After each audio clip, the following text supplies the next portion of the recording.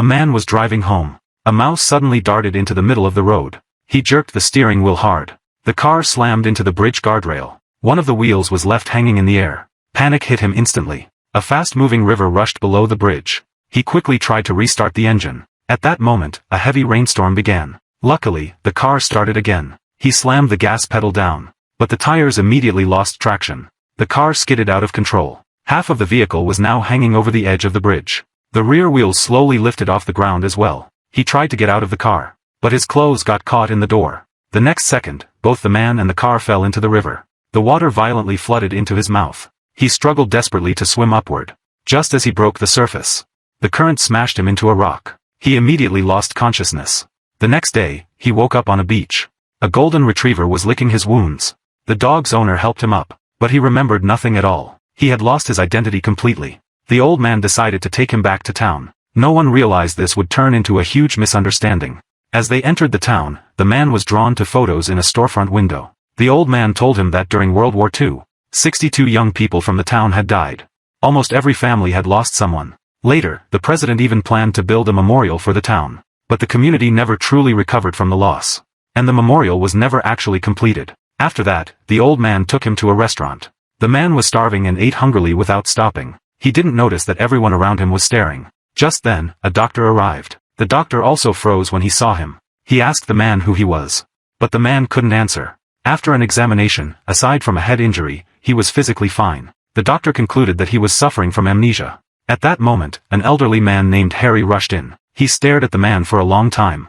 It turned out Harry's son, Luke, had gone missing 10 years ago in the war. And this man looked exactly like Luke. So Harry brought him back home. They lived above an old movie theater. But ever since Luke disappeared, the theater had been closed. Harry showed him old photographs, hoping to trigger his memory. But nothing came back. Harry didn't want to upset him. He went to make coffee. When he returned, the man was already asleep on the couch.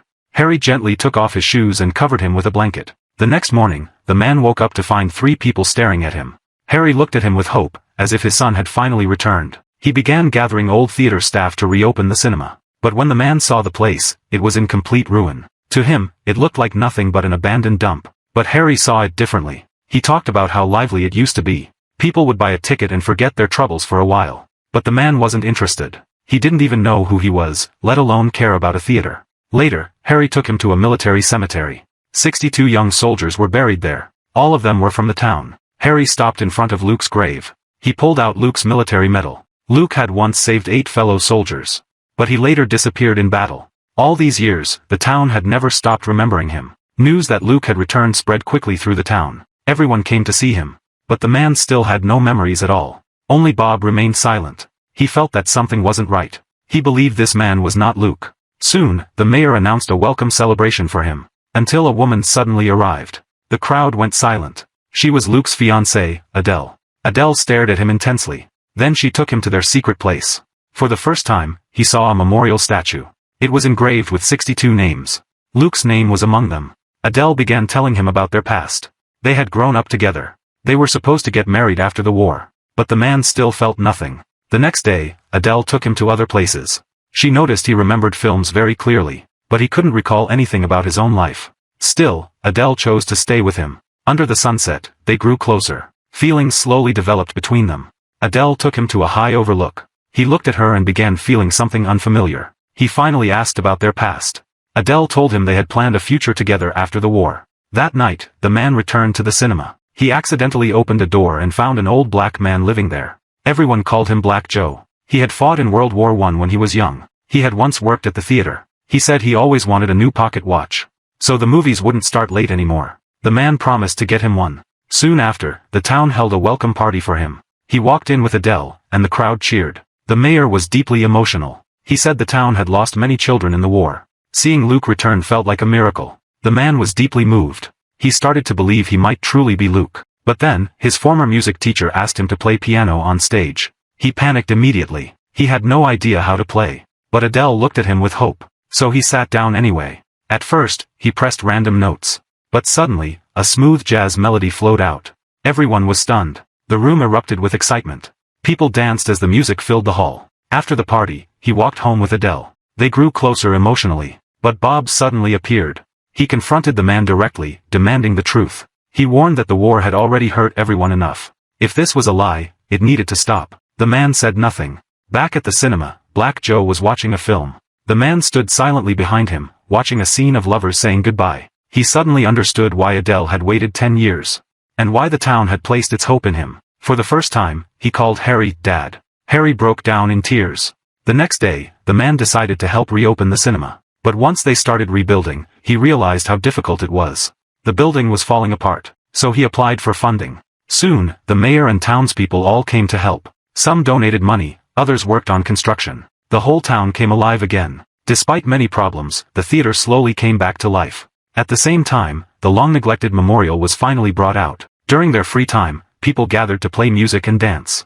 The once silent town began to feel alive again. But then, federal agents arrived unexpectedly. They had found a car wreck near the river, along with the man's identification documents.